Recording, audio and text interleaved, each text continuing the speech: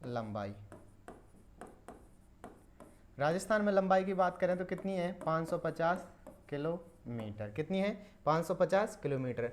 जब अगर हम इसका परसेंटेज बेस निकालें तो कितना निकलेगा, राजस्थान में परसेंटेज, राजस्थान में प्रतिशत कितना रखती है, मतलब ये किसका, तो अरावली का। तो हम कह सकते हैं अप्रोक्सीमेट 80% के पास ही अपना रखती है। ठीक है, यहाँ तक समझ में आया आपके, उत्पत्ति से लेकर के कहाँ से हो रही है, कहाँ तक देखने को मिलती है राजस्थान में, कहाँ से प्रारंभ होती है और कहाँ तक जाती है। ठीक है ना, लिख लिया यहाँ तक, मतलब समझ में आ गया यहाँ तक, सबके आ गया। ठीक, चलिए अब नेक्स्ट बात करते हैं। फिर हम इसको क्या लेकर के कि इसके पूछ लेता है कभी दिशा, तो दिशा क्या है, तो एक मिनट तुम समझना। जैसे हमने ये राजस्थान माना और राजस्थान के अंदर हम देखते हैं अरावली को यहाँ से, ठीक है, यहाँ से देखते हैं हम इधर की तरफ, और ये हमारा क्या है, उत्तर, ये पूर्व, दक्षिण, पश्चिम। तो हम कह सकते हैं इसकी दिशा आपके दक्षिण पश्चिम से उत्तर पूर्व की ओर है। किधर है, दक्षिण पश्चिम से लेकर उत्तर पूर्व की ओर। आगे समझ में, मतलब कैसे है, यानी इसकी विस्तार को लेकर के अगर कभी दिशा पूछता है तो दक्षिण पश्चिम से लेकर किधर है, उत्तर पूर्व की ओर दिखाई देती है। ठीक है, तो दिशा लिखना आप, दक्षिण पश्चिम से, दक्षिण पश्चिम से उत्तर पूर्व, उत्तर पूर्व की ओर। ठीक, तो इसकी दिशा हमें दिखाई देती है कहाँ से, दक्षिण पश्चिम से उत्तर पूर्व की ओर। ठीक है, इसको ऐसे लिखने, जब हम राजस्थान के बारे में और अध्ययन करेंगे तब और इसकी चर्चा कर लेंगे। तब तक इतना लिखिए आप, इसको यहाँ से लिखिए अरावली से। ठीक है ना, लिखो फटाफट से।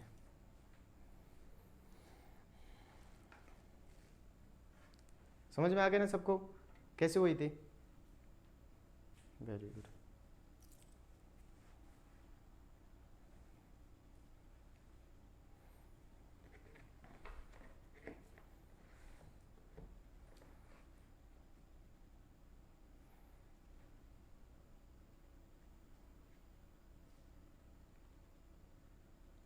हाँ, अगर वैसे अगर और दिशा के बारे में पूछता है तो आप बता सकते हो, जैसे नेतृत्व से ईशान की ओर जा रही है। ठीक है ना, दक्षिण पश्चिम का जो एरिया है उसे नेतृत्व बोलते हैं, और आपके उत्तर पूर्व वाला उसको ईशान बोलते हैं। ठीक है ना, तो नेतृत्व से ईशान की ओर जा रही है। ठीक है, ये लिख लिया। नेक्स्ट लिखेंगे आप, इसको थोड़ा सा बना लेना, इससे समझ में आ जाएगा। और इसको भी थोड़ा सा बना के रखना, जो पता रहे आपको। ये राजस्थान के अंदर, हालांकि हम इसको और अच्छे से पढ़ेंगे, पर इतना तो लिख लेना आप। दिख रहा है सबको पीछे तक, आवाज़ भी आ रही है बराबर,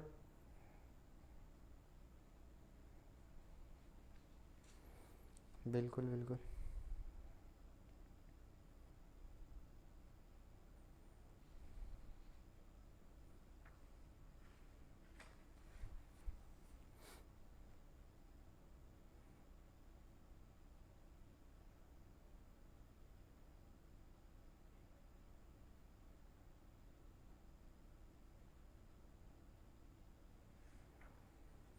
लिख लिया, चलिए अब चलते हैं हम राजस्थान के अंदर। कहाँ पर चलते हैं, राजस्थान के अंदर। ठीक है ना, जब हम राजस्थान के अंदर आते हैं तो राजस्थान में क्या देखने को मिलता है, अरावली के बारे में। ठीक है ना, देखिए फिर वही पैटर्न, अब हम अरावली की राजस्थान के सापेक्ष बात करने वाले हैं। ठीक है ना, ठीक है, तो ये हमने क्या मानी, ये हमने अरावली को मान लिया। ठीक है, जब हम राजस्थान के अंदर अरावली को पढ़ते हैं तो इसे अध्ययन की दृष्टि से 3 पार्टों में डिवाइड कर लेते हैं। कितने पार्टों में, तो 3 पार्टों के अंदर डिवाइड कर लेते हैं। कौन सा, आपके जो दक्षिण में स्थित है उसे दक्षिणी अरावली के नाम से जानते हैं, जो आपके पूर्व की ओर यानी कि उत्तर पूर्व की ओर स्थित है उसे उत्तरी अरावली के नाम से जानते हैं। ठीक है ना, और बचा हुआ बीच का भाग है उसे हम किस नाम से जानते हैं, तो मध्य अरावली के नाम से जानते हैं। ठीक है ना, करें अध्ययन, वेरी गुड।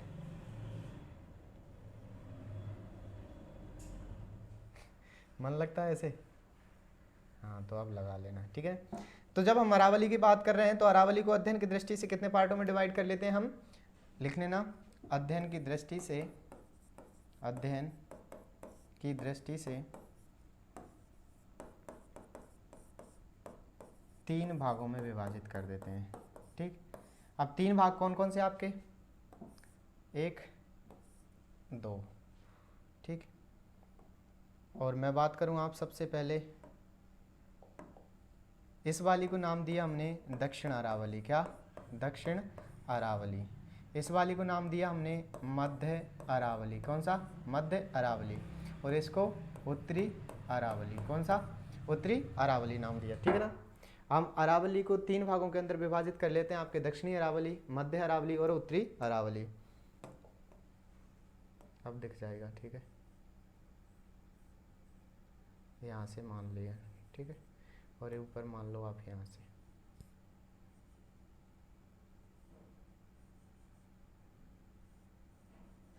ठीक।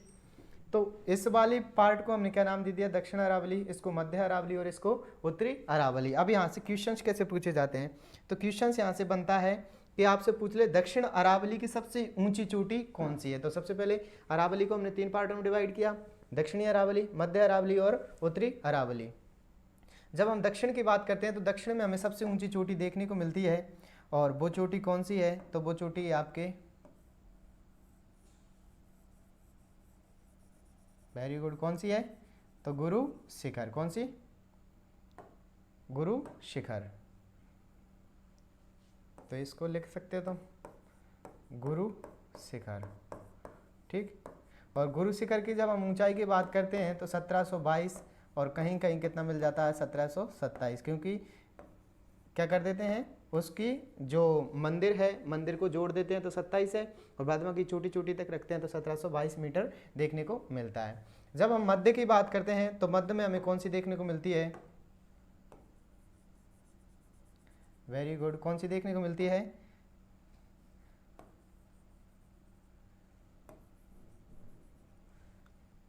तो मध्य में कौन सी देखने को मिलती है, मध्य में मिलती है हमें कौन सी, तो मध्य में मिलती है मोरम जी, कौन सी, मोरम जी, ठीक है ना।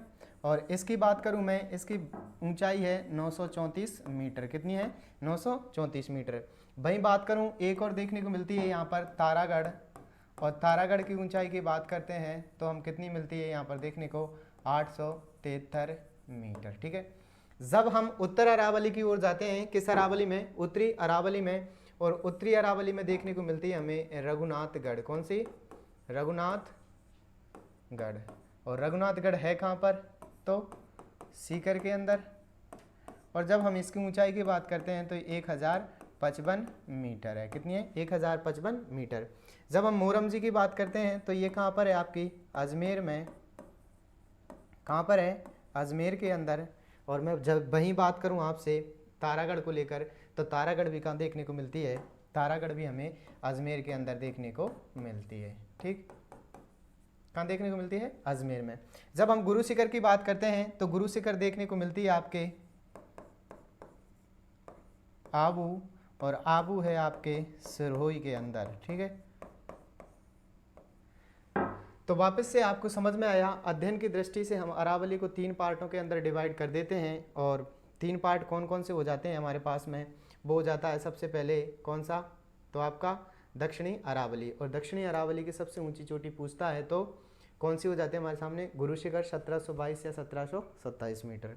जब हम मध्य अरावली की बात करते हैं तो इसमें 2 चोटियां देखने को मिलती हैं, मोरम जी जो कि मध्य अरावली की सबसे ऊंची चोटी है, अजमेर के अंदर स्थित है। और इसकी ऊंचाई की बात करें तो इसकी ऊंचाई कितनी है, तो इसकी ऊंचाई देखने को मिलती है हमें कितनी, तो 934 मीटर।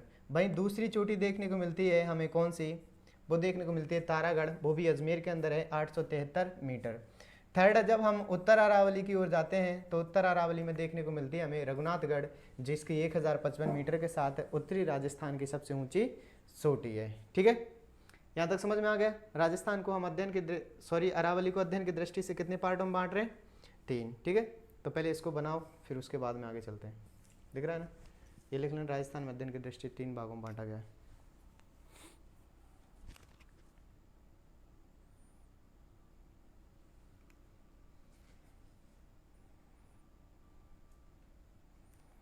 अच्छा लिखें,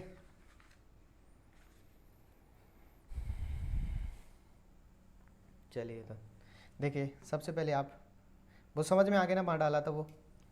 सबसे पहले लिखिए राजस्थान में अरावली को अध्ययन की दृष्टि से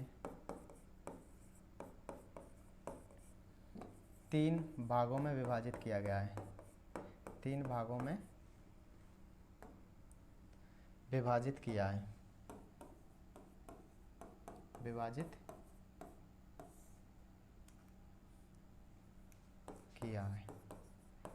अब कौन कौन से हैं वो 3 भाग, वो देखना है आपको। पहला है हमारा कौन सा, अब तुम लिखते ही चलना, चलो लिखो साथ साथ में। पहला लिखना आपका दक्षिणी अरावली। कौन सी? दक्षिण अरावली। और दक्षिण अरावली में लिखना आप अरावली के दक्षिण के अंदर स्थित है ही सही, और इसकी सबसे ऊंची चोटी लिखना कौन सी? गुरु शिखर। कहाँ पर? सिरोही के अंदर। ठीक है भाई, इसकी ऊंचाई लिखना आप 1722 या 1727 मीटर। ठीक, दक्षिणी अरावली के अंदर क्या लिखना है आपको? गुरु शिखर 1722 या 1728 मीटर, सॉरी 27 मीटर। और इसी के साथ क्या है? दक्षिणी अरावली की सबसे ऊंची चोटी है। दक्षिणी अरावली की सबसे ऊंची चोटी है, सबसे ऊंची चोटी। और यहाँ से एक और याद रखना है आपको, क्या कि अरावली की जब हम बात करते हैं और अरावली की सबसे ऊंची चोटी भी पूछी जाती है, तो वो भी कौन सी? आपके गुरु शिखर, जिसे कर्नल टॉड ने क्या कहा था? संतों का शिखर भी कहा था। क्या कहा था? संतों का शिखर। ठीक है ना। तो दक्षिण अरावली में लिखा गुरु शिखर 1722 से 1727 मीटर। वही बात करूं मैं, इसको दक्षिण अरावली की क्या है? सबसे ऊंची चोटी है। ठीक है, यहाँ तक हो गया सबका। अब लिखना तो मध्य अरावली सबका। ठीक, तो लिखो मध्य अरावली।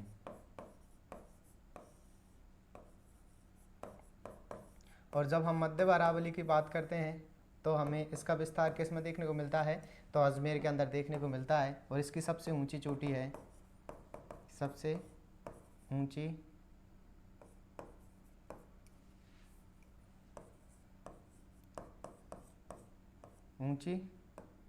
चोटी कौन सी है? तो बिल्कुल पहले पर मोरम जी 934 मीटर। सेकंड की बात करें तो आपकी टॉडगढ़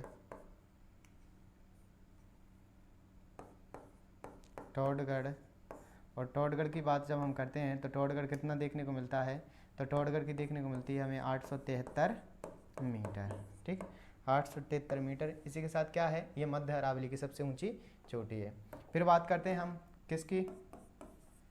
उत्तरी अरावली। और उत्तरी अरावली में क्या देखना था? सबसे ऊंची चोटी। और सबसे ऊंची चोटी कौन सी है? वेरी गुड, कौन सी है? तो रघुनाथगढ़। और रघुनाथगढ़ है कहाँ पर? तो बिल्कुल सीकर के अंदर। ठीक है ना। और लंबाई पूछ लेगा भी तो 1055 मीटर। ठीक, लिख लिया यहाँ तक। अब थोड़े से इंपोर्टेंट फैक्ट और लिखना तुम। क्या कि अरावली की सर्वाधिक ऊंचाई, कभी पूछ ले अरावली की सर्वाधिक ऊंचाई किस जिले में है? अरावली की सर्वाधिक ऊंचाई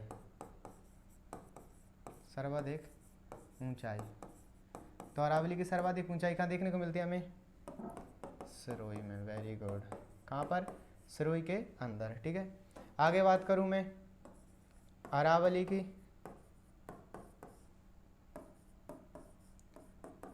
सबसे, या इसको अरावली का कर देना, अरावली का सबसे कम विस्तार, वह कम ऊंचाई। सबसे कम विस्तार व सबसे कम ऊंचाई। और इन दोनों का आंसर क्या हो जाएगा हमारा? अजमेर। क्या हो जाएगा? अजमेर। ठीक, भाई हम नेक्स्ट की बात करते हैं तो नेक्स्ट देखने को मिलता है क्या, नेक्स्ट देखने को मिलता है हमें अरावली का सबसे अधिक विस्तार, सबसे अधिक विस्तार।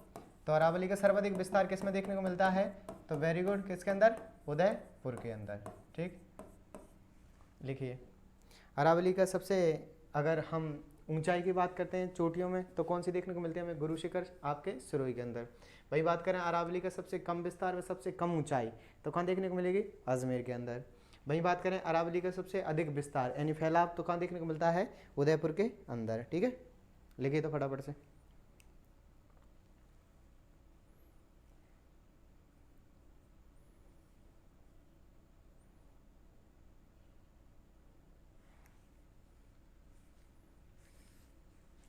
लिख लिया। अब देखिए यहाँ पर एक और क्या, एक और चीज़ रहती है हमें, जब हम अरावली को पढ़ते हैं तो इस अरावली का क्या हुआ, अरावली का हमने, एक मिनट कहाँ गया वो, जब हम इस अरावली का अध्ययन करते हैं तो अरावली जो दक्षिणी अरावली है, दक्षिण अरावली को भी दो पार्टों के अंदर डिवाइड कर देते हैं। देखिए कैसे, हम सिर्फ दक्षिणी अरावली मानी है हमने, ठीक है ना, कौन सी अरावली, दक्षिणी अरावली। ठीक है, और दक्षिणी अरावली के भी कितने पार्ट कर दिए हमने, दो पार्ट कर दिए। ठीक है, अब देखिए कौन कौन से,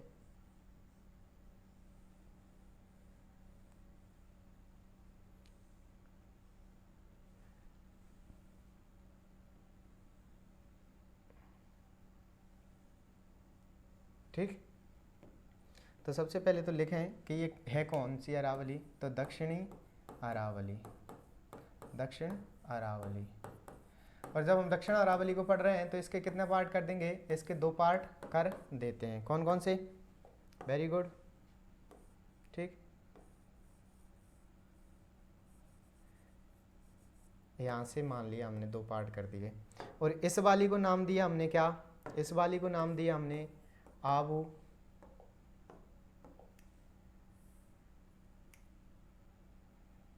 आबू अरावली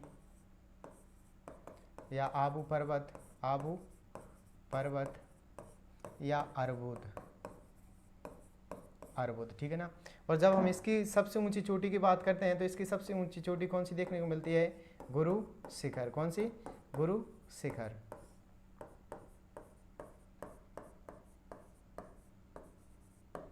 अब दूसरी बांटते हैं हम मेवाड़ अरावली, कौन सी, मेवाड़ अरावली।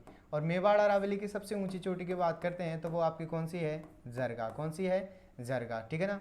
और जरगा है कहाँ आपके, तो उदयपुर के अंदर। ठीक है ना, कहाँ पर स्थित है। तो यानी हमने दक्षिण अरावली को कितने पार्टों में डिवाइड कर दिया, दो। कौन कौन से, एक तो आपका आबू पर्वत, और आबू पर्वत की सबसे ऊंची चोटी भी कौन सी रहने वाली है, गुरु शिखर। और दूसरी की जब हम बात करते हैं किसकी, मेवाड़ अरावली की, तो मेवाड़ अरावली में हमने सबसे ऊंची चोटी देखी कौन सी है, तो जरगा। और जरगा कहाँ पर देखने को मिलती है, तो उदयपुर के अंदर, है ना, जरगा की। हाँ तो बिल्कुल जरगा आपके लिख लेना 1431 मीटर, 1431 मीटर। ठीक है, इसको लिख लेना तुम अरावली को, जैसे हमने इसको पढ़ा था ना, अरावली को पढ़ा। इस अरावली में से भी हमने दक्षिण अरावली को दो पार्टों में डिवाइड कर लिया, एक तो आबू अरावली और दूसरा आपके मेवाड़ अरावली। ठीक है ना, तो इसको लिख लेना तुम थोड़ा सा, बस सब चोटियां ही देखने वाले हैं। लिख लिया। देखो थोड़ा सा मैप में देखना, जब हम कल पढ़ रहे थे तो कल हमने देखा था कि आपका ये वाला बेल्ट है और ये वाला बेल्ट आपके किस नाम से जाना जाता है, अर्धशुष्क के नाम से जाना जाता है। वहीं बात की थी फिर हमने किसकी, तो आपके यहाँ से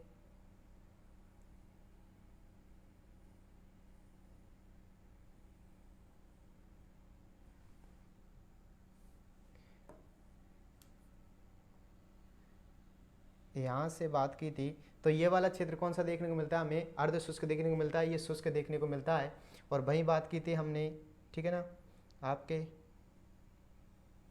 यहाँ से और यहाँ तक। ठीक है ना, तो ये देखने को मिलती है हमें अरावली बेल्ट। कौन सी देखने को मिलती है, अरावली बेल्ट। ये वाला मैदान बचा हुआ, मैदानों का भाग, और ये आपके हाड़ौती का पठार बचा हुआ है। ठीक है ना, ये मैदानों के अंदर है, ये अरावली के अंदर ही है। आपके अर्ध शुष्क में और ये शुष्क के अंदर देखने को मिलता है, ठीक है ना। चले तो अब अरावली की चोटियों की बात करते हैं। तो सबके वही ट्रिक तो सबके वही रहती है, क्या कि गुरु से दिल, क्या करना है आपको कि आपके गुरुजी हैं और गुरुजी से क्या करते हैं, हमारे संबंध हमेशा ही अच्छे रहते हैं, तो हम भी चाहते हैं कि उनके साथ कौन आ जाएंगे, वो अभी थोड़ी देर बाद, ठीक है ना। तो क्या करते हैं हम, गुरु से दिल जरा अच्छे करने हैं, हमें क्या करने हैं, गुरु से दिल जरा अच्छे कर, फिर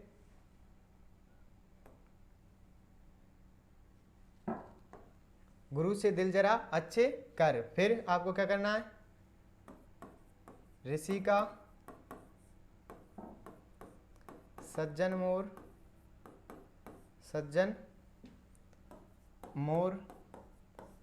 खो में सात बोली रोज बोले है, सात बोली रोज बोले, ठीक। तो ये क्या है, ये इनकी ट्रिक है कि आपके कौन कौन सी दिखाई देती हैं, सबसे ऊंची चोटियाँ कौन कौन सी हमें दिखाई देती हैं, उनके बारे में क्या करना है, गुरु से दिल जरा अच्छे कर, और फिर क्या करना है आपको, ऋषि का सज्जन मोर खो में सात बोली रोज बोले, ठीक है ना। तो लिखें गुरु शिखर,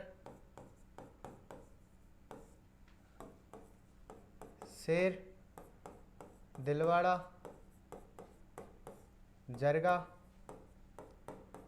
अचलगढ़,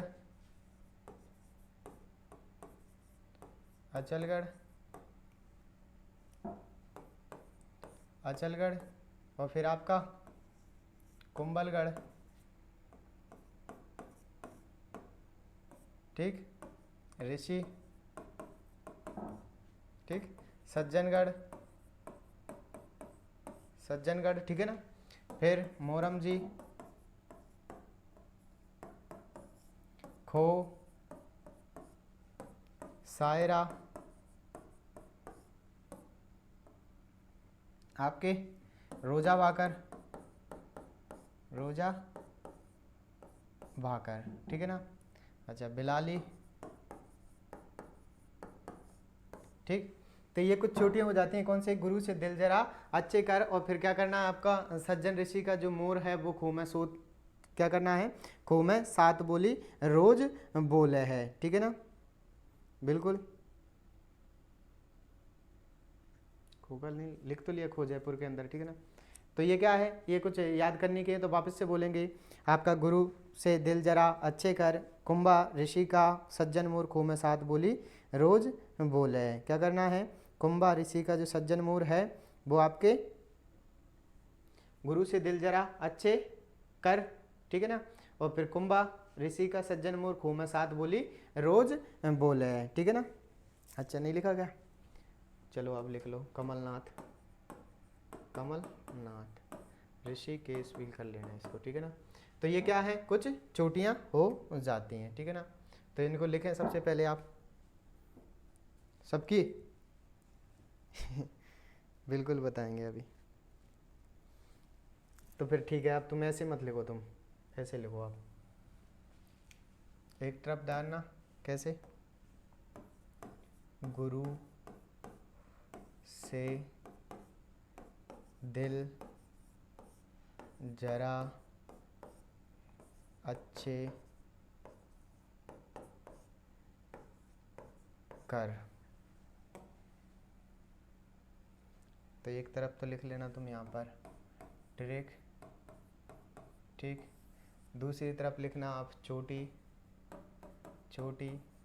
तीसरी तरफ लिखना जिला, यानी किस जिले के अंदर अवस्थित है, और लास्ट में क्या लिखना है, उनकी ऊंचाई, ठीक है ना, जिला और फिर आपकी ऊंचाई कितनी देखने को मिलती है, ठीक है ना। तो सबसे पहले हम बात कर रहे हैं किसको लेकर के, तो सबसे पहले हम बात करने वाले हैं किसको लेकर के, तो वो बात करने वाले हैं गुरु शिखर को। गुरु शिखर के बारे में बता भी दे, इसे संतों का शिखर भी कहा जाता है। क्या कहा जाता है? संतों का शिखर भी कहा जाता है। तो कौन सी? गुरु शिखर। और गुरु शिखर की बात करते हैं तो गुरु शिखर कहाँ देखने को मिलती है? आपके सिरोही में। कहाँ? सिरोही के अंदर। और जब हम इसकी बात करते हैं तो इसकी ऊंचाई कितनी देखने को मिलती है? 1722 से 1727 मीटर, ठीक है ना। जब हम सेकंड की बात करते हैं तो कौन सी आती है? तो शेर। और शेर की जब हम बात करते हैं तो ये भी कहाँ देखने को मिलती है? सिरोही के अंदर, ठीक है। और इसकी ऊंचाई की बात करते हैं तो कितनी देखने को मिलती है? 1597 मीटर। कितनी है? 1597 मीटर। फिर आपके दिलवाड़ा, और दिलवाड़ा की भी बात करते हैं, कहाँ पर है? सिरोही में। और इसकी जब हम ऊंचाई की बात करते हैं तो ऊंचाई देखने को मिलती है आपको 1442 मीटर। कितनी? 1442 मीटर, ठीक है ना। हो गया।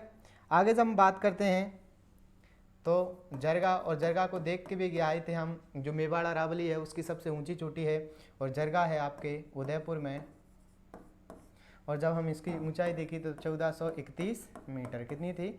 1431 मीटर, ठीक है ना। और फिर ऐसे बात करते हैं तो ऐसे क्या देखने को मिलता है हमें? क्या देखने को मिलता है? अचलगढ़। अचलगढ़। और अचलगढ़ की जब हम बात करते हैं तो ये भी कहाँ पर है? आपके सिरोही के अंदर, ठीक है। और जब हम इसकी ऊंचाई की बात करते हैं तो अचलगढ़ की ऊंचाई देखने को मिलती है हमें 1380 मीटर। कितनी? 1380 मीटर। फिर आपका नेक्स्ट है, दिखाई दे रहा है सबको? फिर आपका नेक्स्ट है क्या? कर। और कैसे क्या याद रखना था आपको? कैसे याद रखना था आपको? क्या? कुंभलगढ़। और कुंभलगढ़ है आपके कुंभलगढ़, और कुंभलगढ़ है आपके राजसमंद में। राजसमंद में। और जब हम इसकी ऊंचाई को लेकर के बात करते हैं तो इसकी ऊंचाई देखने को मिलती है हमें, कितनी देखने को मिलती है? तो 1224 मीटर, ठीक है। कितनी देखने को मिलती है? 1224 मीटर देखने को मिलती है, ठीक है ना। आगे जब हम बोलते हैं कि गुरु से दिल जरा अच्छे कर, फिर गढ़, ठीक। और रघुनाथगढ़ की हमने बात की थी, आपके कहाँ पर देखने को मिलती है? तो कहाँ पर देखने को मिलती है? तो सीकर के अंदर, ठीक है ना। और जब हम इसकी बात करते हैं तो कितनी आती है? 1055 मीटर। लिखो फटाफट से इसको। कितनी आती है? 1055 मीटर। सॉरी माफ़ करना, थोड़ा सा कंफ्यूज हो गया था ठीक है ना। तो गुरु से दिल जरा अच्छे कर, और रघुनाथ ऋषि का सज्जन मोर खूह में साथ बोली रोज बोले, ठीक है। इनको लिखें फटाफट से। बिल्कुल बिल्कुल।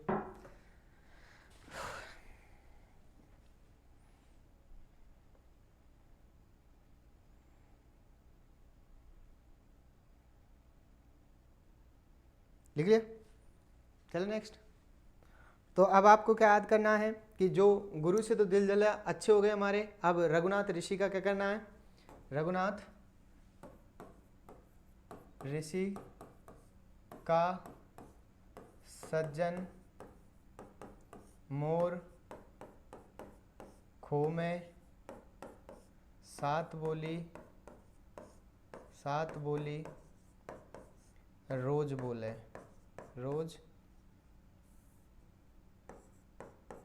रोज बोले, ठीक। तो अब आपको क्या करना है? आपको कुछ नहीं करना, आपको अब ऋषि का सज्जन मोर है वो खूह में सात बोली रोज बोलेगा, ठीक है ना। सबसे पहले ऋषि केस, कौन सी? ऋषि केस, ठीक है ना। और जब हम ऋषिकेश की बात करते हैं तो ऋषिकेश हमें कहाँ देखने को मिलती है? तो ऋषिकेश हमें कहाँ देखने को मिलती है? बता दीजिए से कहाँ पर? सिरोही में। Very good. और इसकी हम जब ऊंचाई की बात करते हैं तो इसकी ऊंचाई देखने को मिलती है हमें, कहाँ देखने को मिलती है? तो क्या हो रहा है इसकी? तो ऊंचाई की बात करें तो ऊंचाई कितनी देखने को मिलती है हमें? बिल्कुल 1070 मीटर, ठीक। जब हम बात करते हैं कैसे? कमलनाथ की। किसकी? कमलनाथ। और कमलनाथ की जब हम बात करते हैं तो कमलनाथ कहाँ देखने को मिलती है? तो हमें कमलनाथ देखने को मिलती है उदयपुर के अंदर, कहाँ देखने को मिलती है, उदयपुर के अंदर देखने को मिलती है। और वहीं इसकी जब हम बात करते हैं तो कितनी देखने को मिलती है, बिल्कुल घटा दो अब, फिक्स 1000 पर, ठीक है ना। जब हम बात करते हैं सज्जनगढ़ की, तो सज्जनगढ़ ये आपकी देखने को मिलती है उदयपुर में। और जब हम इसकी ऊंचाई को लेकर के बात करते हैं तो सज्जनगढ़ की ऊंचाई देखने को मिलती है 938 मीटर, ठीक। जब हम नेक्स्ट बात करते हैं तो नेक्स्ट आती है हमारे सामने मोरम जी, ठीक। और मोरम जी की जब हम बात करते हैं तो ये हमने देख ही ली थी, कहाँ पर है, आपके अजमेर में, ठीक। और जब हम इसकी ऊंचाई को लेकर के बात करते हैं मोरम जी की को, रघुनाथ ऋषि का सज्जनगढ़ लिख तो ली, सज्जनगढ़। जब हम मोरम जी की बात करते हैं तो मोरम जी को ही हम, ठीक है ना, और ये है कहाँ पर, अजमेर के अंदर, और कितनी है, 937 मीटर, ठीक। फिर आगे एक और याद रखनी है, टोटगढ़ 873 मीटर इसी के अंदर, ठीक है ना। जब हम बात करते हैं किसको लेकर के, खो, तो खो आपके कहाँ देखने को मिलती है, खो देखने को मिलती है आपके जयपुर में, कहाँ, जयपुर में। और जब हम इसकी ऊंचाई को लेकर के बात करते हैं तो खो की ऊंचाई कितनी देखने को मिलती है, बिल्कुल 920 मीटर, ठीक है। फिर बात करते हैं हम किसकी, 7 यानी कि सायरा। और जब हम सायरा की बात करते हैं तो सायरा कहाँ देखने को मिलती है हमें, सायरा कहाँ देखने को मिलती है, तो बिल्कुल जयपुर में, कहाँ पर, जयपुर के अंदर देखने को मिलती है। और वहीं बात करूँ मैं इसकी तो 900 मीटर, ठीक, पता ही क्या है। फिर आगे बात करूं मैं भोसे, तो भोसे कौन सी देखने को मिलती है हमें, बिलाली। और बिलाली की जब हम बात करते हैं तो बिलाली कहाँ देखने को मिलती है आपको, कहाँ पर, अलवर में, कहाँ, अलवर के अंदर। और जब हम इसकी बात करते हैं ऊंचाई तो कितनी है, 775 मीटर, ठीक। और वहीं बात करें हम रोजा भाकर, और रोजा भाकर की जब हम बात करते हैं तो रोजा भाकर कहाँ देखने को मिलती है, जालौर में, जालौर के अंदर, और 730 मीटर, ठीक। तो ये तो क्या थी, कुछ चोटियाँ थी, जैसे कौन सी, तो ऋषि का सज्जन मोर, खो में 7 बोले, ऋषिकेश सिरोही के अंदर 1017 metre, Kamalnath Udaipur 1001 metre, Sajjangarh Udaipur 938 metre, Moram ji Ajmer 937 metre, Kho Jaipur में 920 मीटर, सायरा जयपुर के अंदर 900 मीटर, बिलाली अलवर के अंदर 735 मीटर, ठीक है। और रोजा भाकर जालौर में 730 मीटर, ठीक है। लिखो फटाफट से इनको।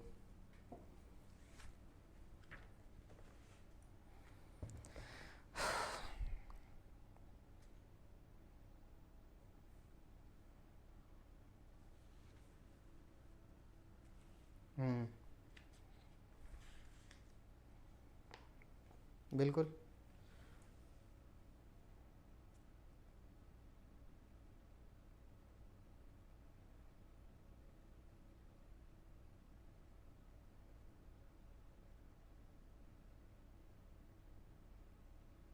लिख लिया, सबके हो गए, ठीक है।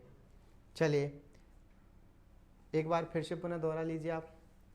क्या, गुरु से दिल जरा अच्छे करने, गुरु शिखर सिरोही के अंदर 1722 मीटर, शेर सिरोही के अंदर कितनी है, 1597 मीटर, दिलवाड़ा सिरोही के अंदर 1442 मीटर, जरगा उदयपुर के अंदर 1431 मीटर, अचलगढ़ सिरोही के अंदर 1380 मीटर, कुंभलगढ़ राजसमंद के अंदर 1224 मीटर, रघुनाथगढ़ सीकर के अंदर 1055 मीटर।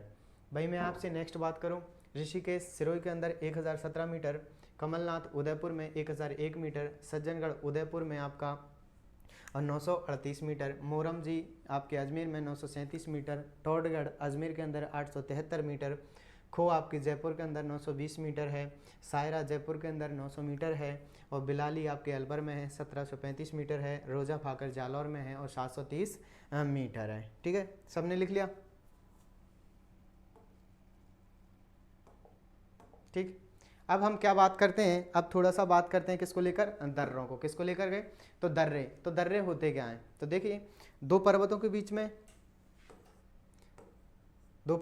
में क्या है, ये संकड़ा सा रास्ता है, जैसे हमने मान लिया पर्वत हैं और इन पर्वतों के बीच में ये सकड़ा सा रास्ता है, और इस सकड़े से रास्ते को क्या कह देते हैं हम, दर्रा कह देते हैं, ठीक है ना। क्या कह देते हैं, दर्रा कह देते हैं। तो समझ में आया, दो पर्वतों के बीच में जो संकड़ा या संकरीला रास्ता होता है, ठीक है ना, उसे हम क्या बोल देते हैं, उसे बोल देते हैं हम क्या, वेरी गुड, क्या, दर्रा, ठीक है ना। तो हम कुछ दर्रों की हम राजस्थान के अंदर बात करें, ठीक है ना, तो उनमें प्रमुख दर्रे कौन कौन से दिखाई देते हैं, ठीक है ना। तो चलिए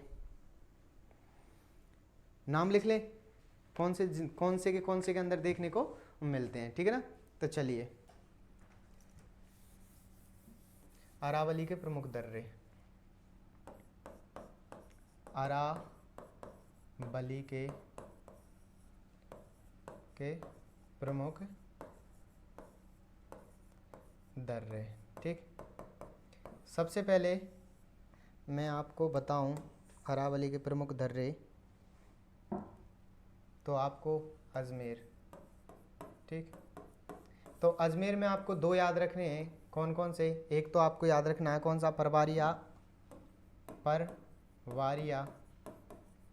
और दूसरा जो याद रखना है वो दूसरा कौन सा रहने वाला है, सुरानाल, जो कि सुरानाल, जो कि आपके ब्यावर में है, ब्यावर के अंदर स्थित है, ठीक है ना। वहीं आगे नेक्स्ट मैं बात करूं आपसे उदयपुर और राजसमंद वालों की, किसकी, उदयपुर और राजसमंद। देखिए ये एक जिले से दूसरे जिलों को भी जोड़ते हैं, ठीक है ना। तो जैसे सबसे पहले मैं बात करूं किसको, उदयपुर को लेकर के, तो उदयपुर राजसमंद में हमें देखने को मिलते हैं कौन से, आपको सबसे पहले लिखना है कौन सा, ढेवरनाल, ढेवरनाल, ठीक।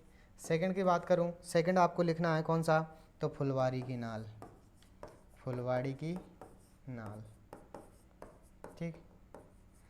थर्ड की बात करूं तो थर्ड आपको देखने को मिलेगा, थर्ड कौन सा देखने को मिलेगा, तो थर्ड मिलेगा आपको केवड़ा नाल, केवड़ा नाल, ठीक। और फोर्थ की बात करूं तो फोर्थ तो आपको देखने को मिलेगा हाथी नाल, हाथी नाल, ठीक। तो ये किसके हो जाते हैं, तो ये उदयपुर के हो जाते हैं, ठीक है ना। आगे भाई मैं बात करूं आगे आपसे, तो आपको लिखना है पाली के अंदर, किसके अंदर, और पाली के अंदर जो रखना है कौन सा रखना है आपको, बरनाल का, कौन सा, बरनाल, ठीक। और जब हम बरनाल की बात करते हैं तो बरनाल है जो आपके किसको, एक तो पाली को और दूसरा ब्यावर को आपस में जोड़ता है, ठीक है ना, पाली और ब्यावर को आपस में जोड़ने का काम करता है, ठीक है ना, वेरी गुड। और एक और आपको याद रखना है देशूरी नाल, कौन सा, देशूरी नाल। तो पाली में कौन कौन से याद रखने हैं आपको, बरनाल और देशूरी नाल, और आपके उदयपुर तो उसमें कौन कौन से हैं, डेवर नाल, फुलवाड़ी की नाल, केवड़ा नाल और आती की नाल, ठीक है। तो ये इसके अंदर देखने को मिल जाते हैं, वेरी गुड। सबसे अधिक हम दर्रों की बात करते हैं तो राजसमंद के अंदर देखने को मिल जाते हैं, ठीक है ना। हो गया यहाँ तक सबके, राजसमंद के लिखाऊँ मैं, देखो चलो इधर लिख लेना तुम।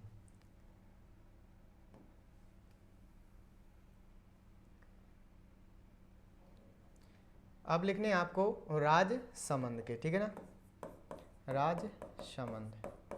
और जब हम राजसमंद की बात करते हैं तो राजसमंद में कौन कौन से देखने को मिलते हैं, मैं सबसे पहले बात करूं आपको देखने को मिलेगा सोमेश्वर नाल, कौन सा, सोमेश्वर नाल, ठीक, सोमेश्वर नाल। दूसरे की बात करूं, दूसरा देखने को मिलेगा हाथीगुड़ा नाल, कौन सा, हाथीगुड़ा नाल, ठीक। तीसरे की बात करूं, तीसरा देखने को मिलेगा हमें कमली घाट, क्या इसी को बोल देते हैं हम खामली घाट, खामली घाट, ठीक।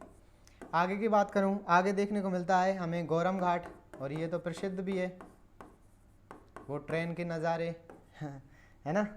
और फिर है आपका पगल्या, पगल्या इसी को बोल देते हैं हम झीलवा, क्या बोल देते हैं, झीलवा। और इसको क्या याद रखना है आपके, कि आपके ये आपके मेवाड़, राजसमंद में जो मेवाड़ है आपके पाली मारवाड़ को जोड़ता है, किसको, राजसमंद मेवाड़ को आपके पाली के साथ, और पाली किसके अंदर, मारवाड़ के अंदर। तो मेवाड़ और मारवाड़ को प्लस करता है, ठीक। तो आप अरावली के प्रमुख दर्रे लिखेंगे। अजमेर में परवारी नाल, सुरा नाल देखना है, ठीक है ना। उदयपुर की बात करें, ढेबर नाल, फुलवाली की नाल, केवड़ा नाल, हाथी नाल देखने को मिलते हैं। पाली के अंदर बरनाल देखने को मिलता है, जो पाली और ब्यावर को आपस में कनेक्ट करता है। दूसरा देखने को मिलता है हमें देशूरी नाल। फिर हम बात करते हैं किसको लेकर के, राजसमंद को लेकर, सोमेश्वर नाल, हाथीगुड़ा नाल, कमली घाट या खामली घाट, गौरम घाट, पगल्या या झीलवा, जो आपके राजसमंद को लेकर के पाली को आपस में कनेक्ट करता है, मेवाड़ और मारवाड़ को, ठीक है ना। अब थोड़ा सा एक और नोट डाल के इसमें ही लिख लेना कि सर्वाधिक दर्रे,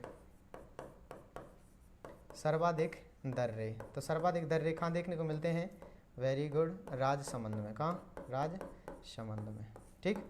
चलिए उतारिए अब इनको फटाफट से।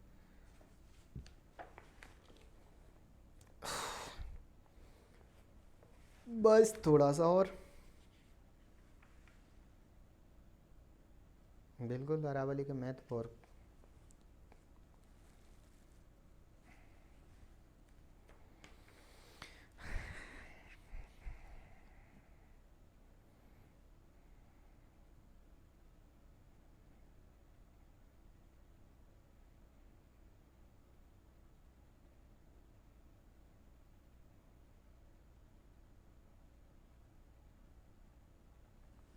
ठीक है, लिख लिया।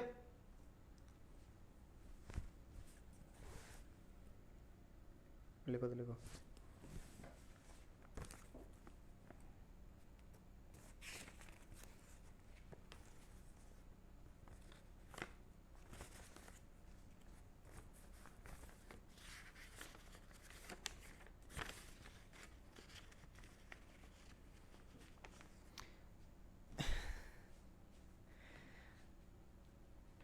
तुम्हारी गलतियों पर मैं खामोश हूँ तो इसे मेरी कमज़ोरी मत समझना। तुम्हारी गलतियों में पर मैं खामोश हूँ तो इसे मेरी कमज़ोरी मत समझना। आकाश में उड़ता बाज हूँ, कटी पतंग की डोरी न समझना। अरे मैं तो इसलिए खामोश हूँ, अरे मैं तो इसलिए खामोश हूँ कि तुम्हारा तमाशा ना बने, और मेरी इस खामोशी को तुम मेरी मजबूरी मत समझना। ठीक है, नहीं समझ रहे, बस। तो क्या बोले, चले अब हम बात करते हैं अरावली के पठारों को लेकर के, कौन कौन से पठार हमें देखने को मिलते हैं, ठीक है ना। तो अरावली के पठार, ठीक, अरावली के पठार, या हम राजस्थान के अंदर भी जो एक दो ज़िले और इनके अंदर हमें पठार देखने को मिलते हैं उनके बारे में बातें कर लेते हैं। तो सबसे पहले हमारा राजस्थान आया, ठीक है। और राजस्थान की जब हम बात करें तो आपके सबसे ऊंचा जो पठार देखने को मिलता है आपका कौन सा, उड़िया का पठार। किसका, उड़िया। तो वैसे याद रह जाएगा, ये तो उड़िया, और उड़िया 1360 मीटर, और है कहाँ पर, तो सिरोही में। कहाँ, सिरोही के अंदर, ठीक है। वहीं देखने को मिलता है यहाँ पर हमें सिरोही के अंदर कौन सा, दूसरा पठार, ठीक है। और दूसरा पठार याद रखना किसका है, आबू का पठार। किसका, आबू का पठार, ठीक। और ये हमें कहाँ देखने को मिलता है, आबू के अंदर, ठीक है ना। फिर हम बात करते हैं एक लसाड़िया का पठार। किसका, लसाड़िया। तो लसाड़िया आजकल तो, पहले तो उदयपुर के अंदर आया करता था, लेकिन अब किस में आने लग गया, सलूम्बर में। किस में, सलूम्बर के अंदर, ठीक है ना।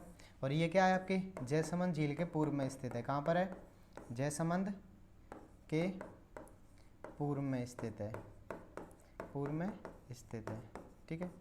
भाई यहाँ पे एक याद रख लेना, अलवर से, और अलवर में देखने को मिलता है आपको क्रांसका का या कांकनबाड़ी का। किसका, कांकनबाड़ी का पठार।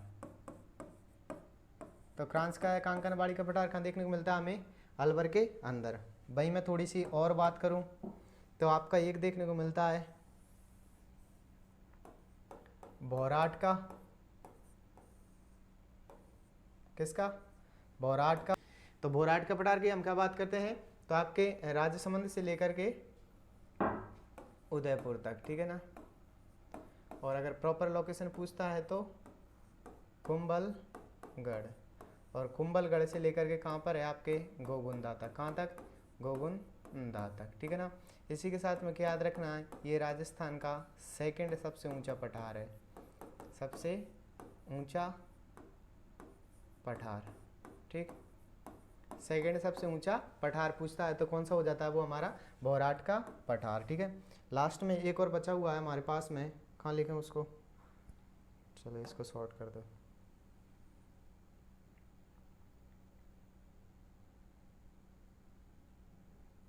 ठीक, लास्ट का हमारा बचा हुआ है कौन सा, भौमट का पठार। कौन सा, भौमट का पठार, ठीक। बिल्कुल इन दोनों में कंफ्यूज नहीं होना है हमें, भौराट और किसमें, भौमट के अंदर। देखो रा से राज संबंध याद रख लेना, ठीक है ना, और उधर ऊ, तो राहु, राहु याद रखना है आपको भौराट के पठार के अंदर, राहु। तो रा से राजसमंद, ऊ से उदयपुर, क्या, रा से राजसमंद और ऊ से उदयपुर, तो राहु याद रह जाएगा। इसको पीछे लिख भी ले लेना तुम अगर कंफ्यूज हो तो, राहु, ठीक। राजसमंद उदयपुर, राजसमंद का तो कौन सा, कुंभलगढ़, और आपके उदयपुर का कौन सा आ जाता है, तो गोगुंदा आ जाता है, ठीक है ना। तो इसको आप याद रख सकते हो। सेकंड हाईएस्ट पठार कौन सा देखने को मिलता है हमें, भौराट का पठार देखने को मिलता है, ठीक है ना। भाई हम बात करते हैं किसको, भौमट का पठार, तो आपके कहाँ देखने को मिलता है, तो भौमट का पठार देखने को मिलता है आपको उदयपुर से डूंगरपुर के मध्य। कहाँ पर, उदयपुर, उदयपुर से डूंगरपुर, लिखें तो फटाफट से इसको आप, फिर आगे चलते हैं। ये अरावली के पठार और कुछ राजस्थान के भी पठार हैं जो कि लिख लेना आप, हाँ लिख लेना उनको, चलो और लिखवा देता हूँ मैं। चित्तौड़ में लिख लेना मैसा और मानसहरा का पठार, ठीक, यहाँ माना चित्तौड़, ठीक। तो आपका मैसा पठार, मैसा पठार और मानसहारा,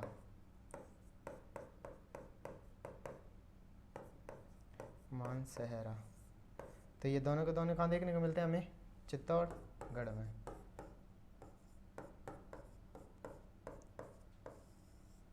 ठीक। लिखो, हाँ मानदेसरा उसी का नाम है।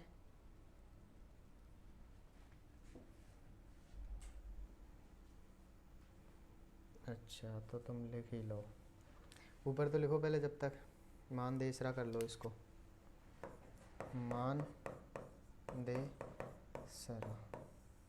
ठीक। तो ये कहाँ पर, चित्तौड़ के अंदर देखने को मिलते हैं। आबू का पठार आपको आबू के अंदर देखने को मिलता है। उड़िया का पठार 1360 मीटर सिरोही के अंदर देखने को मिलता है। भाई बात करूँ मैं लसाड़िया का पठार जैसलमेर के पूर्व में स्थित है, सलुम्बर के अंदर देखने को मिलता है। भौमट का पठार उदयपुर डूंगरपुर के मध्य है।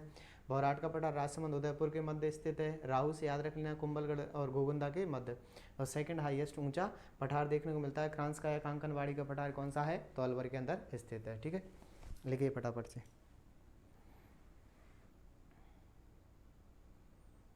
अब इनको ऐसे लाइन से लिखने की ज़रूरत थोड़ी है, ऐसे ही लिख सकते हो, वहाँ पर सब चीज़ें लिखी रही हैं, बस इसके बारे में और लिख लेना उड़िया के पठार में क्या, कि ये राजस्थान का सबसे ऊंचा पठार है, का सबसे ऊंचा पठार। और याद भी कैसे रख सकते हो, उड़ रहा है तो मतलब जो उड़ रहा है वो हमेशा क्या रहेगा, ऊपर रहेगा, ठीक।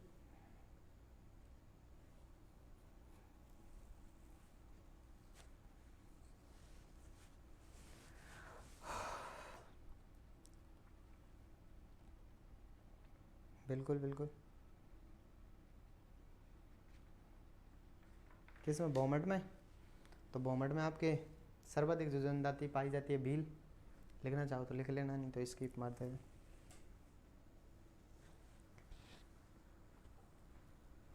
बस थोड़ा सा और बचा हुआ है, ठीक है ना।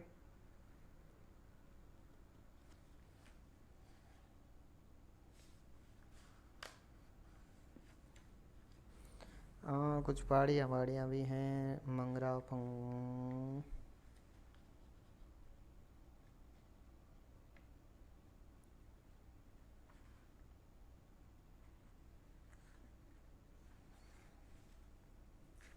ठीक, लिख ले यहाँ तक। अब थोड़ा सा अरावली के महत्व को लिख लेना तुम, कि अरावली का महत्व क्या है। तो अरावली का महत्व, इसके क्षेत्रफल वगैरह तो हमने शुरू के दिन मतलब फर्स्ट दिन की क्लास थी उसके अंदर देख लिए थे। तो अरावली का महत्व, तो ये जल विभाजक रेखा का काम करती है। क्या करती है? जल विभाजक रेखा। कैसे? तो जब हम अरावली को पढ़ते हैं तो इस वाले में देखने को मिलती है 0 से हमें 40 सेंटीमीटर, कितनी? 0 से 40। वहीं इधर की बात करते हैं तो हमें यहाँ से देखने को मिलती है 60 से 120 सेंटीमीटर तक इस वाले रीजन्स में। क्योंकि जब राजस्थान के अंदर दक्षिण पश्चिम मानसून आता है, ठीक है, देखिए कैसे, ये भारत के अंदर आपके 1 जून से प्रारंभ हो जाता है और ये माना राजस्थान, ठीक है, और यहाँ तक आते आते कब हो जाता है? 25 जून, ठीक है, यहाँ 1 जून को आया। अब ये क्या होता है, ये अरावली से इस साइड में तो अरावली से टकराने के बाद में इस रीजन्स में तो बारिश होती है, जबकि इस रीजन से क्या होता है, सीधे आपका मौसम निकल जाता है और इस वजह से क्या नहीं हो पाती, बारिश नहीं हो पाती। जैसे अरावली और इस रीजन से टकराएगा तो फिर पुनः बारिश करेगा, ठीक है ना, लेकिन इस रीजन से क्या होता है, सीधे मानसून निकल जाता है, ठीक है ना। और कब जाता है? 25 जून को, और लौट कब जाता है? 30 सितंबर को। और जबकि हम भारत की बात करते हैं आता है 1 जून को, लौटता कब है? 1 अक्टूबर को, ठीक। तो याद रखना जल विभाजक रेखा का काम करती है। दूसरा कैसे कि ये अरावली है आपके, और अरावली की पश्चिम वाली सभी नदियां हैं, क्या करते हैं, अरावली की जो पश्चिम वाली सभी नदियां किसके अंदर जाती हैं? अरब सागर में। और पूर्व वाली जो सभी नदियां किसके अंदर जाती हैं? तो बंगाल की खाड़ी में। किसमें? बंगाल की खाड़ी में, आया ना। अरावली की पश्चिम वाली सभी नदियां, वेरी गुड, किस में जाएंगी? अरब सागर में। और भाई हम पूर्वी की बात करते हैं तो किस में जाती हैं? बंगाल की खाड़ी के अंदर जाती हैं, ठीक है ना। ये दोनों चीज़ें समझ में आ गई? चलिए, तो जल विभाजक रेखा का काम करती है भाई वर्षा का वितरण, वर्षा वितरण को प्रभावित करती है, ठीक। तीसरा, खनिजों का अजायब घर कहा जाता है, खनिजों का अजायब घर, अजायब घर कहा जाता है, ठीक है ना। भाई बात करूं मैं आपको जनजातियों की शरण स्थली क्या है, क्योंकि सर्वाधिक क्या में देखने को मिलती हैं जनजातियां, जनजातियों की शरण स्थली, वो भी किसे कहा जाता है? अरावली को, ठीक है ना। और बात करूं मरुस्थल के प्रसार को रोकती है, मरुस्थल के प्रसार को रोकती है। हम देखते हैं अगर ये नहीं होता तो हमारे पूर्वी राजस्थान के अंदर भी क्या जाता, मरुस्थल आ जाता। तो ये अरावली के कुछ महत्व है, जैसे जल विभाजक रेखा वर्षा वितरण को प्रभावित करती है, खनिजों का अजायब घर कहा जाता है, जनजातियों की शरण स्थली है, और आपके मरुस्थल के प्रसार को भी रोकती है। मरुस्थल को आगे बढ़ने से ये क्या करती है? रोकने का काम करती है, ठीक है ना। तो आज के लिए सिर्फ इतना ही। हाँ, इसमें थोड़ा सा और मान लो आप। हाँ, बालसन जैसे जलवायु सिंचन के चारों तरफ हो जाती हैं पहाड़ियाँ।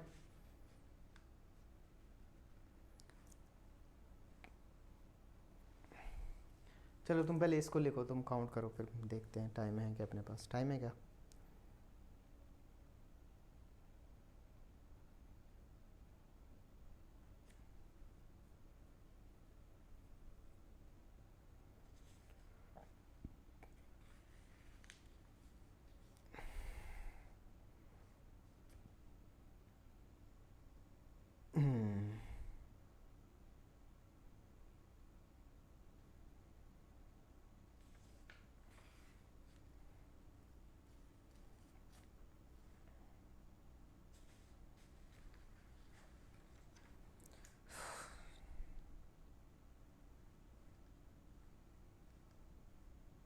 लिख लिया? लिखो तो लिखो, फटाफट से लिखो।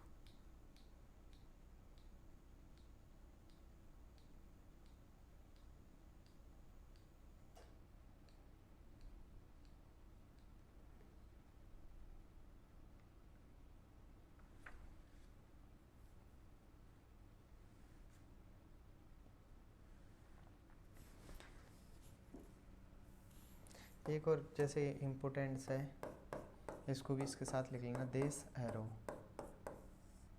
तो देश अरु किसे कहते हैं? तो देश अरु किसे कहते हैं? तो देश अरु वो होता है जैसे उदयपुर और जरगा, उदयपुर और जरगा के जो मध्य हरियाली वाले क्षेत्र हैं, क्या है, उदयपुर और जरगा के मध्य, लिख ले लो, उदयपुर वह जरगा के मध्य हरियाली वाला क्षेत्र,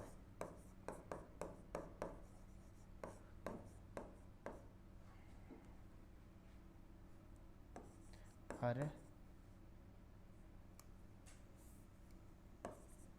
हरियाली वाला क्षेत्र किस नाम से जाना जाता है? तो आपके किसके नाम से जानता है? देश अरु के नाम से जाना जाता है। ठीक है, लिख लिया यहाँ तक।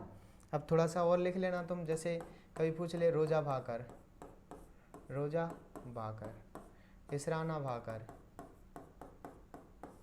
झारौला, जसवंतपुरा,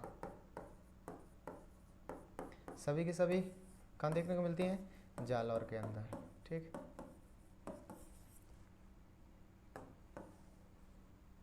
भाकर, भाकर वो होते हैं जैसे छोटी त्रिकोणनुमा या कटी फटी जो आकृतियाँ होती हैं या पहाड़ियाँ होती हैं, उनको हम भाकर के नाम से जानते हैं। ठीक है ना, तो क्या कह देते हैं उनको? हम भाकर कह देते हैं। ठीक है ना, लिखो तो लिखो, हो गया समय?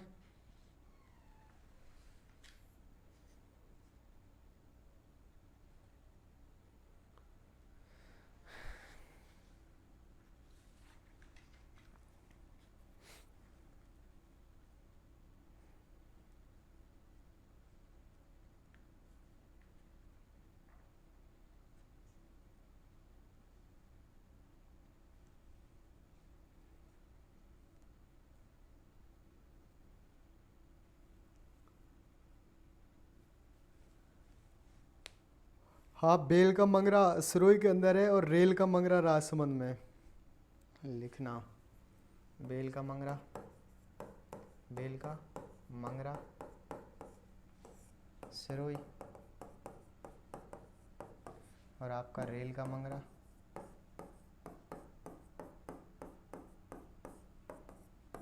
बिल्कुल। जो बेल का मंगरा है वो हमें कहाँ देखने को मिलता है? सिरोही के अंदर। और जब हम रेल के मंगरे की बात करते हैं तो किसके अंदर देखने को मिलता है?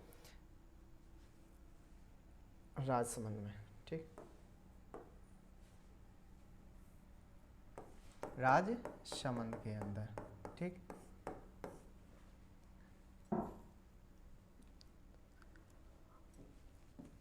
कुछ चीज़ें और लिखना चाहो तो लिख लेना। त्रिकूट पहाड़ी आपके जैसलमेर में है, और त्रिकूट पर्वत की बात करते हैं तो हमें कहाँ देखने को मिलता है? करौली के अंदर। ठीक है ना भाई। बात करूँ मैं चिड़िया टूक पहाड़ी, आपके मेहरानगढ़ का जो दुर्ग बना हुआ है, कहाँ पर देखने को मिलती है? जोधपुर के अंदर। ठीक है ना, बिल्कुल। जिनके पीछे भाकर लगा हो तो वो सर्वाधिक कहाँ देखने को मिलती है? जालौर के अंदर ही देखने को मिलती हैं। ठीक है ना, देखिए 56 की पहाड़ियाँ पूछता है तो सिवाना बाड़मेर के अंदर देखने को मिलती हैं। ठीक है ना, छोटे छोटे 56 जो पर्वतों का समूह से 56 की पहाड़ियों के नाम से जाना जाता है। ठीक है ना,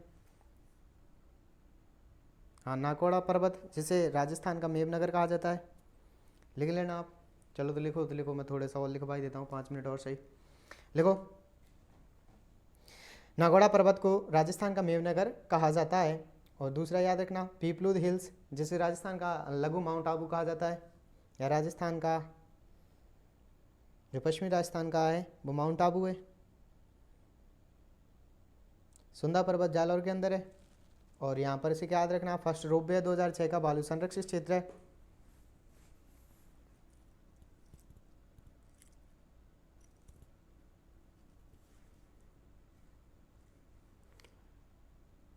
बिल्कुल, माचला मंगरा आपके उदयपुर में देखने को मिलता है, और यहाँ पर हमें सेकंड क्या है? रोप भी दिखाई देता है। ठीक है ना, और ये 2008 में जो मनसा पूर्णाकर्णी माता है वहाँ पर स्थापित किया गया था। ठीक है, नेक्स्ट लिखना है आपको, देसर तो लिख लिया। आप लिख लेना थोड़ा सा, जैसे महादेव डूंगरी, गणेश डूंगरी और भीम डूंगरी और बीजक डूंगरी। ठीक है ना, ये सभी के सभी कहाँ देखने को मिलते हैं? हमें जयपुर के अंदर। ठीक है ना, कौन सी? महादेव डूंगरी, गणेश डूंगरी, भीम डूंगरी, बीजक डूंगरी और बरवाड़ा। देखिए छौत का बरवाड़ा तो हमें सवाई माधोपुर में देखने को मिलता है। कहाँ देखने को मिलता है? सवाई माधोपुर के अंदर। जबकि ये सभी के सभी कहाँ देखने को मिलते हैं? जयपुर के अंदर। लिखो तो लिखो, आपका चौथ का बरवाड़ा सवाई माधोपुर के अंदर देखने को मिलता है, जबकि बरवाड़ा जयपुर के अंदर, और भीम डूंगरी, गणेश डूंगरी और आपकी बीजक डूंगरी ये सभी के सभी जयपुर में। बिल्कुल, महादेव डूंगरी भी उसी के अंदर है। चौथ का बरवाड़ा सीसा दस्ता के लिए प्रसिद्ध है ना। अच्छा, और लिखनी है चोटियाँ? लिखो तो आज तुम लिख ही डालो सबको। लिखो बबाई हिल्स जयपुर में, बाबाई हिल्स। देखिए दो होती हैं, एक तो होती है बाबाई, तो बाबाई की बात करते हैं तो जयपुर के अंदर है, लेकिन बाई और बबाई की बात करते हैं तो आपके अलवर में है। ठीक, इन दोनों में डिफरेंस रखना। एक किस में? बरवाड़ा, तो बरवाड़ा पूछता है तो जयपुर के अंदर है, और जबकि चौथ का बरवाड़ा पूछता है तो चौथ का बरवाड़ा कहाँ है? तो सवाई माधोपुर में है। कहाँ पर है? सवाई माधोपुर में। ठीक, और ये किसके लिए? सीसा जस्ता के लिए प्रसिद्ध है। ठीक है ना, इनमें कंफ्यूज मत होना तुम। आगे लिखना है आप, खंडेला पहाड़ी सीकर के अंदर है और आपके यूरेनियम के लिए प्रसिद्ध है। ठीक है, देखिए हर्ष की पहाड़ी सीकर में, हर्षनाथ की पहाड़ी अलवर के अंदर है। देखिए हर्ष की पहाड़ी तो ये पूछता है तो कहाँ है? सीकर के अंदर, जबकि हर्षनाथ की बात करता है, हर्षनाथ, तो हर्षनाथ कहाँ पर है? वेरी गुड, कहाँ? अलवर में। ठीक, सॉरी। हाँ, मालाखेत की पहाड़ी भी आपके सीकर में है। उदयनाथ पहाड़ी जहाँ से रूपारेल नदी का उद्गम होता है, अलवर के अंदर है। आगे लिखो आप, भानगढ़ अलवर में, आडावाला बूंदी के अंदर, बीजासन पहाड़ी भीलवाड़ा में। बीजासन माता का मंदिर है ना भीलवाड़ा के अंदर, भाई है बीजासन पहाड़ी।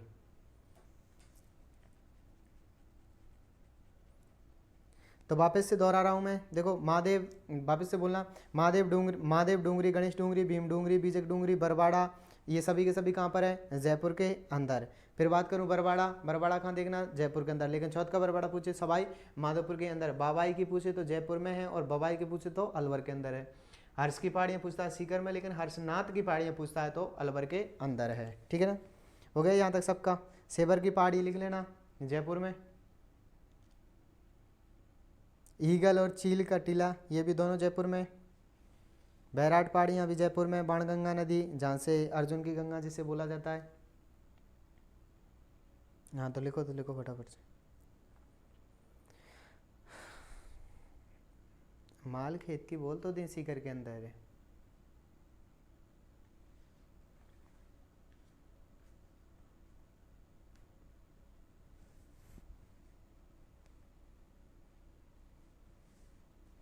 हाँ, तो यहाँ तक सबने लिख लिया?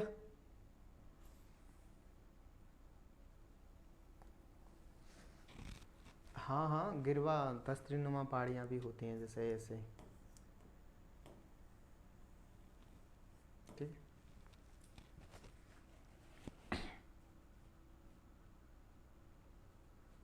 उदयपुर के अंदर लिख लिया यहाँ तक। तो ये कौन सा था? तो ये हमारा अरावली था। दोहराने की आवश्यकता है? दोहराने की आवश्यकता हो तो फटाफट से दोहरा लेना।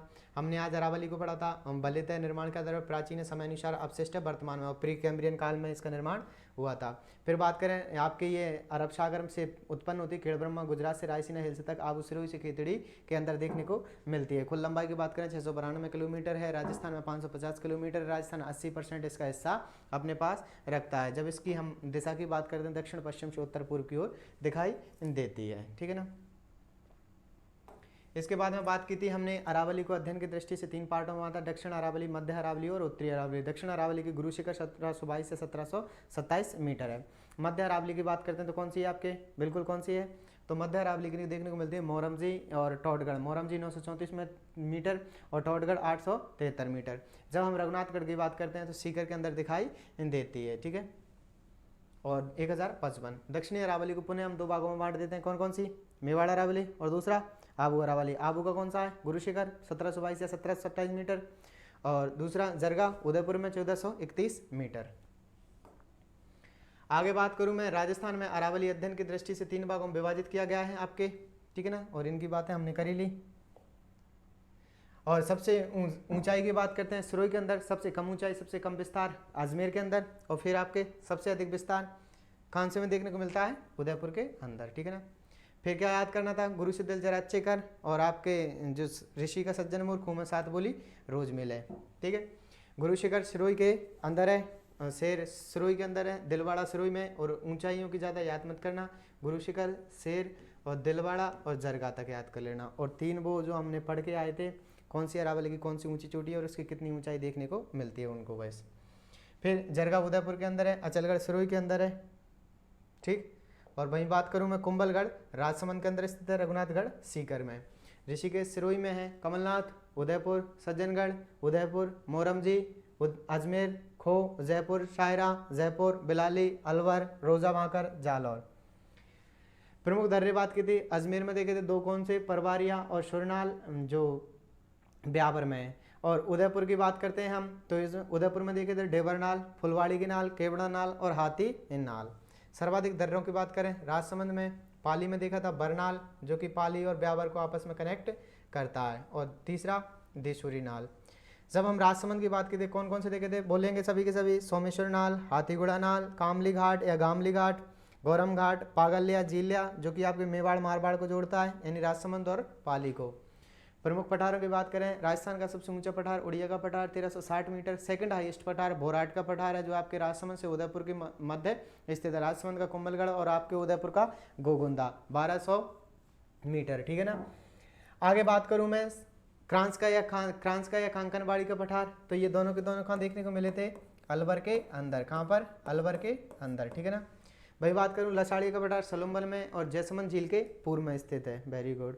और मैसा का या मानदेसरा का पठार दोनों के दोनों चित्तौड़गढ़ में, उड़िया का पठार पढ़ी लिया, आबू का पठार आबू के अंदर है, ठीक है ना। फिर बात करें लसाड़िया का पठार वही गया, भौमट का पठार उदयपुर में, और सर्वाधिक जो जनजाति देखने को मिलती है कौन सी है, भील, ठीक। आगे बात करूं, आगे पढ़ा था हमने अरावली का महत्व, जल विभाजक रेखा का काम करती है। पश्चिम वाली सभी नदियां किस में जाती हैं, अरब सागर में, पूर्व वाली बंगाल की खाड़ी में। वर्षा वितरण को प्रभावित करती है पश्चिम के अंदर 0 से 40 सेंटीमीटर, जबकि वहीं हम बात करें पूर्व के अंदर तो आपके कितना 80 से 120 सेंटीमीटर देखने को मिल जाता है। हाँ 60 से भी देख सकते हो आप। फिर बात की थी जालौर में हमने इसराना, भाकर, जारौला, जसवंतपुरा सबके सब किस में देखे थे, आपके जालौर के अंदर। और ये भाकर क्या होते हैं, छोटी कटी फटी पहाड़ियाँ होती हैं, ठीक है ना। फिर बात की थी हमने किसकी, बेल का मंगरा सिरोही के अंदर है, रेल का मंगरा कहाँ पर है, तो आपके राजसमंद में। हर्ष की पहाड़ियाँ सीकर में, हर्षनाथ की पूछता है तो अलवर में। फिर देखा था हमने कौन सा, तो आपके भीम डोंगरी, गणेश डोंगरी और ये सभी के सभी डोंगरियाँ कहाँ थी, जयपुर के अंदर। और वही बात की थी बरवाड़ा जयपुर के अंदर, लेकिन चौथ का बरवाड़ा पूछे सवाई माधोपुर में किसके लिए प्रसिद्ध है, सीसा जस्ता के लिए। बिल्कुल। भवाई की पहाड़ियाँ पूछे तो जयपुर के अंदर, लेकिन भवाई पूछता है तो अलवर के अंदर है, ठीक है ना। तो इतना हमने पढ़ ही लिया था। और क्या पढ़ा था, बिल्कुल बिल्कुल। तो आ गया सबके समझ में, कोई कन्फ्यूज़न, क्योंकि देखो समय अधिक हो गया, अगर कोई कन्फ्यूज़न हो तो कल की क्लास में पूछ लेना या भी पूछ लेना क्लास के बाद में, ठीक है, क्लासेस के बाद, ठीक है। तो ठीक है, मिलते हैं कल, चलो तो चलो ठीक है।